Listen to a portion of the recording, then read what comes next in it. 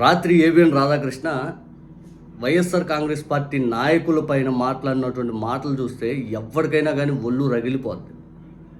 సిగ్గు ఎగ్గు ఇంకా అంటానికంటే కూడా ఇంకా బూతులు రావడానికి కూడా ఇంకా తేడా లేదు. ఇటువంటి మాటలు మాట్లాడి అవతలని రెచ్చగొట్టి ఇదిగో వాళ్ళు అన్నారు అని ప్రచారం చేయడం కోసమా? ఇవే మాటలు వైఎస్ఆర్ కాంగ్రెస్ పార్టీ నాయకులు నువ్వు నమ్మే పార్టీని నువ్వు ఇష్టపడే వ్యక్తులపైన అంటే నువ్వు భరించగలుగుతావా? ఓ రగిలిపోతావు, ఓ అమ్మో ఓయమ్మో భూమండలం రద్దయిపోయింది, భూమండలం పగిలిపోయింది, భూమండలం ఇంకా లేదు, ఇంకా కుక్క కంటే దారుణంగా మురుగుతూ ఉంటావు. నువ్వు అనేది ఏంది? ఒకసారి ఆ రాధాకృష్ణ రాసినటువంటి వార్తలు వినండి. చేస్తున్నారు. రేపు జగన్మోహన్ రెడ్డి మీ భార్యలు కారు అని చెప్తే గుడ్డిగా నమ్మేసి కట్టుకున్న దాన్ని చెల్లిగా భావించి పెళ్లి సంబంధాలు చూడడానికి కూడా వెరవని వెన్నెముక లేని బ్యాచ్ వైసీపీలో తయారైంది. మెడకాయ మీద తలకాయ, ఆ తలకాయలో ఇంత గుజ్జున్న ఎవరైనా మావిగన్నని జగన్మోహన్ రెడ్డి వెంట వెలువడిన వికారాన్ని కాదు. ఏ మాటలు తిరిగి నిన్నంటానికి ఎంతసేపు? మహిళలంటే నీకు అంత చిన్న చూపా? ఇవే వార్తలు వేరే ఛానల్లో ఏమైనా ప్రచురణ చేస్తే అతి చేస్తారు. అసలు ఏమీ లేని చోటే వీరంగా సృష్టించి మీడియా ఛానల్ పగలగొట్టారు వీళ్ళు.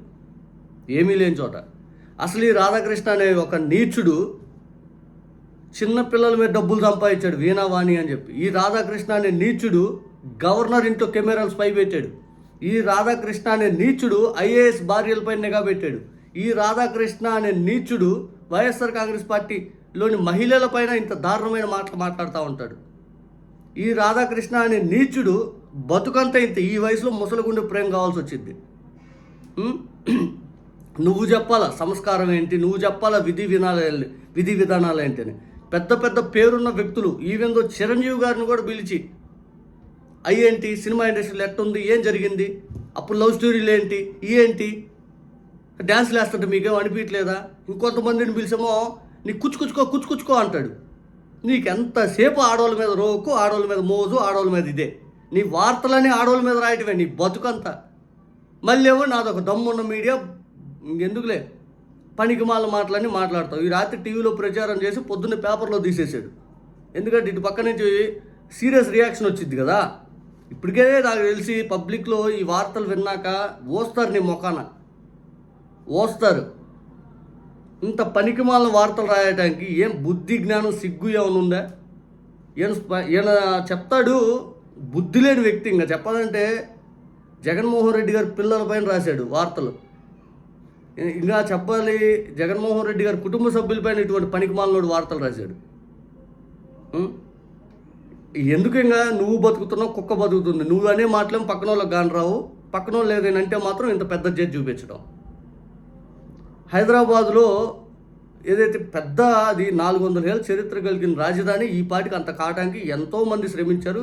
ఇక తరతరాన్ని డెవలప్మెంట్ ప్రాజెక్ట్ ఇది. అమరావతి అంటే 2 తరాలంట పోయినా ఏం కాదంట, అమరావతి డెవలప్ అయిద్దంట. అంటే మా తర్వాత తరం పోయినా కూడా బాధలేదు నీకు. మేమేమో అడక్క తినాలి.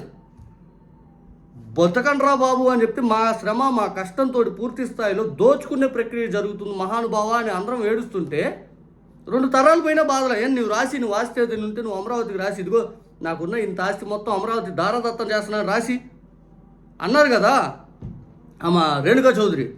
పెట్రా అమరావతి పేరు, పిలవరా అమరావతి అని. ఏందది? నీకు అవన్నీ కానరావు, మీకు అవన్నీ వినపడవు. వైఎస్ఆర్ కాంగ్రెస్ పార్టీ ఏనాడు కూడా అమరావతి అదిదని కూడా మాట్లాడాల. కానీ నీకు అవన్నీ మీ రాజధానిలో తయారు చేసుకుంటున్నారు. రాష్ట్రంలో 2 తరాలు పోయినా బాధ లేదంటే, నేను రాష్ట్ర విభజన అయ్యేటప్పుడు బీటెక్ చదివితే ఈనాడు 12 ఏళ్ళలో నాకు ఏదైనా రాజధాని, నాకు ఏదైనా పని కావాలంటే హైదరాబాద్ పోవాల్సి వస్తుంది. ఇప్పటికి కూడా 12 ఏళ్ళు అయితే, ఇప్పటి నుంచి మొదలు పెడితే ఇంకొక 40 ఏళ్ళకు కూడా కాదు, నా వయసు అయిపోద్ది. నా తర్వాత ఏదైతే తర్వాత జనరేషన్ వయసు అయిపోద్ది. వీళ్ళందరూ హైదరాబాద్ అనేలేక 400 ఏళ్ళు అయితే ఉన్న విజయవాడని డెవలప్ చేసి సావంట్రా బాబోయ్ అనుకొని మొత్తుకున్నారు జనాలు. నీకు మావిగన్ అనే పేరుని చూపిస్తున్నావు కానీ ఆ డెవలప్మెంట్ కారిడార్ కోసం కోరుకున్న వ్యక్తులను చూడాల. మొట్టమొదట 2014లో రాజధాని ఇది అని చెప్పి ప్రకటిస్తున్న సందర్భంలో అందరూ ఏం భావించారు తెలుసా? గుంటూరు విజయవాడ కలుస్తారు, గుంటూరు విజయవాడ రాజధాని 5 అన్నారు. తీసుకుపోయి గుర్తులో పెట్టారు. అందరూ అదే అనుకున్నారు. 2014 గుంటూరు విజయవాడ అని కలుపుతారు, గుంటూరు విజయవాడ పేరు మీద ఏదైతే పూర్తి స్థాయిలో ఇక్కడ డెవలప్ అయింది అనుకున్నారు. తీసుకుపోయి అడ్డు పెట్టేసి ఇవన్నీ అన్యాయం చేసే ప్రయత్నాలు. ఏమీ లేని చోట సృష్టిస్తా అంటే డబ్బులు ₹1 కానీ ప్రాజెక్ట్ అంట, self sustain self finance project అంట. మరి ఎందుకు ఇప్పటికే 50,000 కోట్లు అప్పులు చేశారు? ఎందుకు చేశారు? సెల్ఫ్ ఫైనాన్స్ ప్రాజెక్ట్ అంటే దానికి వడ్డీలు ఎందుకు కట్టాలా? ఎందుకు అప్పులు తేవాలా? ఎందుకు విరాళాలు సేకరించారు? ఎందుకు ఇదంతా? ఎందుకు? సెల్ఫ్ ఫైనాన్స్ ప్రాజెక్ట్ కంట బడ్జెట్లో డబ్బులు పెట్టలేదంట అమరావతి కోసం. మొన్న 6,000 కోట్లు గడ్డా పెట్టింది. 6,000 కోట్లు అమరావతి ప్రాజెక్టుకి సంబంధించి 6,000 కోట్లు ఎందుకు బడ్జెట్లో పెట్టారు ఈ సంవత్సరం? Self finance project, self sustain project కదా. ప్రపంచ బ్యాంక్ దగ్గరికి ఎందుకు డబ్బులు తెచ్చారు? ఇవన్నీ మాట్లాడు. ఏదైనా అంటే ఇటువంటి పనికిమాల మాట్లాడాలి. రాత్రి సజ్జల గారిని అంటాడు వెంకటకృష్ణ, డెకాయిట్ అంటాడు. అసలు ఏమనుకుంటున్నారా బాబోయ్? మీకు అసలు నోరుకి హద్దు ఎద్దు అనేది ఏమీ లేదు. అసలు అవతలోని ఈ రకంగా మాట్లాడుతున్నారంటే ఎంత ఒళ్ళు బలిస్తే, ఎంత అహంకారం ఎక్కింది మీకు అధికారం వచ్చేలేకి. 2 తరాలు పోయినా బాధ లేదంటే నీది కాదుగా, నీ పిల్లలది నీది, నువ్వు సంపాదించుకొని 4-5 తరాలు తిన్నా కూడా 100 తరాలు తిన్నా కూడా సరిపోనంత సంపాదించావు. ఇక్కడ మా లాంటి సామాన్యులు మధ్యతరగతి కుటుంబాల తరాలు కదా పోయేది. ఇప్పటికే పేదోళం మగ్గుతూ ఉంటే ఇంకొంచెం పేదరికంలో పోవటానికా? 2 తరాలు పోయినా బాధ లేదంటే ఎంత తేలిగ్గా చెప్పేవరా నాయన, ఎంత తేలిగ్గా చెప్పావు. 2 తరాలు చెప్పినా 2 తరాలు పోయినా బాధ లేదని. అసలు ఇంత ఈజీగా చెప్తారా? ఇంత ఈజీగా? అసలు మీకంటే డబ్బు ఉందా? మీకు డబ్బు ఉంది, ఇష్టానుసారతలు ఎవరితో పడితే వాళ్ళతో ఏది పడితే అది, ఏది పూర్తి స్థాయిలో వార్తలు ఏది పడితే మహిళలపై నీచంగా రాస్తాం. మహిళలు అంటే గౌరవం లేదు, కానీ మీరేమో ఉత్తముల్లాగా సమాజం ముందుకొచ్చి బిల్డప్ చేస్తారు. సమాజంలో మీ అంత నీచులు, మీ అంత వ్యక్తిత్వం లేని వాళ్ళు ఎవ్వరూ దొరకరు. రాత్రి ఏందా వార్త? వైఎస్ఆర్ కాంగ్రెస్ పార్టీ భార్యల పైన జగన్ గారు చెప్తే అంట చెల్లిలా భావించి మళ్ళీ పెళ్లి చేయడానికి సిద్ధం చేస్తారంట. అంటే దాని అర్థం ఎందుకు చెప్పి విరమర్చి మన దరిద్రం మనం చెప్పుకోవడం. కాకపోతే సిగ్గున్నోడు ఎవడేం రాస్తాడు? ఇంతకంటే జర్నలిజం అనేది ఒక విలువ ఉంది అసలు నీకు? చంద్రబాబు నాయుడు గారు నిజంగా అందరిని సంభావన చూస్తా, ఆడవాళ్ళ జోలికి వస్తే అదే ఆఖరి రోజు ఆడవాళ్ళని ఏదంటే కొరికేస్తా పిరికేస్తాను పవన్ కళ్యాణ్ గారు. మరి ఆడవాళ్ళని అంత నీచంగా మాట్లాడాడు ఆయన. ఇప్పుడు వంటింట్లో ఉండే ఆడవాళ్ళ పైన అది ఆయన అభిప్రాయం. ఇంకా మన హిందూ సంప్రదాయానికి అది ఆయన అభిప్రాయం. మన సంప్రదాయాల్లో ఒక మహిళకి ఏదైతే ప్రేమగా ఆప్యాయతలు, పెళ్ళి అనే అనురాగాలు ఇవన్నిటికీ అది ఆయన అహంకారం. ఇంకా ఆయన అంట పెద్ద హిందూ అంట, ఈయన అవతల మీద వార్తలు రాస్తూ ఉంటాడు అంట. జగన్ గారిని అధికారంలో రాకుండా చూడాల్సిన బాధ్యత చంద్రబాబు నాయుడు గారి పైన ఉందంట.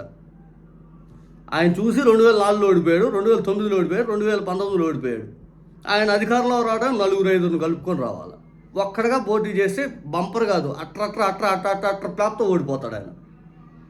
ఆయన గెలవడానికి ఇంకొక చెయ్యి కావాలి. ఆయన ఏంది అవతల రాకుండా అడ్డుకునేది? సింగిల్గా పోటీ చేసి గెలవడం చంద్రబాబు నాయుడు గారికి ఎప్పుడూ రాలా, టీడీపీకి అసలు ఎప్పుడూ రాలా. ఇప్పుడన్నా ఇద్దంటే ఇప్పుడు ఇంకా మేము పోటీ చేయం, మేము అందరం కలిసి వస్తామని చెప్పుకుంటా ఉన్నారు. మళ్ళీ ఇంకా ఎందుకు ఇంకా